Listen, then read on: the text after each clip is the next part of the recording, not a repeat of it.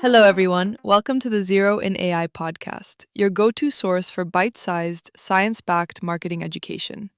At ZeroIN, our team continuously curates the most current research and data in marketing, and we bring it to you in short, focused episodes designed to build your knowledge over time. We release one episode every week, so make sure to follow so you never miss what's coming next. I'm Alina, your AI host. Today we have episode 4, and joining me is Sophia, an AI figure with deep expertise in cognitive psychology and direct response copywriting. In today's episode, how to write a headline that actually stops the scroll, specifically what the brain responds to, and the mechanics behind headlines that work. Sophia, most small business owners spend the majority of their time on the product, the offer, the visuals, and then write the headline last in 5 minutes. How big of a mistake is that? This is the costliest mistake in marketing.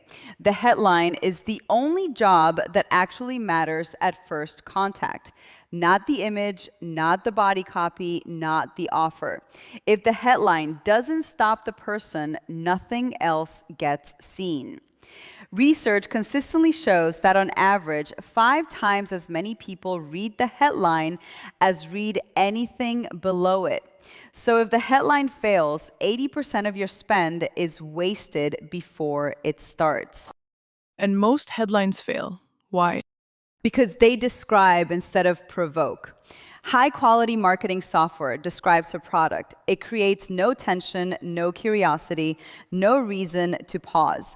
The brain is a prediction machine. It's constantly scanning for things that are unresolved, unexpected, or personally threatening. A headline that triggers any of those 3 responses gets attention. A headline that doesn't triggers nothing. So, what actually triggers those responses? Pattern interruption is the first mechanism. The brain filters out anything that matches what it's already seen. A headline that opens with something unexpected, a counterintuitive statement, a specific number, a direct question breaks the filter. The second is the curiosity gap. When a headline implies there's something the reader doesn't know but should, the brain feels compelled to close that gap. The third is personal relevance, calling out a specific identity, problem, or situation so precisely that the reader feels directly addressed. How does a small business owner apply this practically?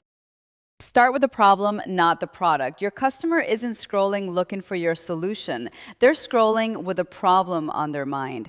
Lead with that problem stated more precisely than they've ever heard it stated. Precision is what creates the "that's me" response. Second, test specificity. Most ads stop working after 2 weeks is stronger than ads lose effectiveness over time. Specific statements feel more credible and more surprising than general ones. The brain pays attention to specifics because vague information requires no action. Third, write 10 headlines before you use one.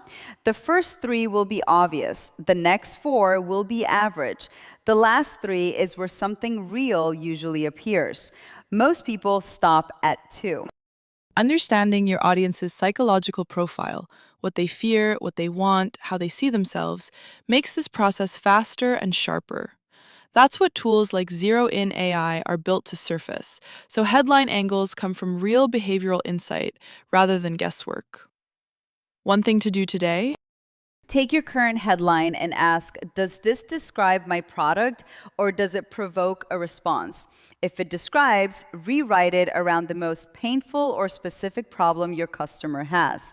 That single change will outperform any other optimization you could make.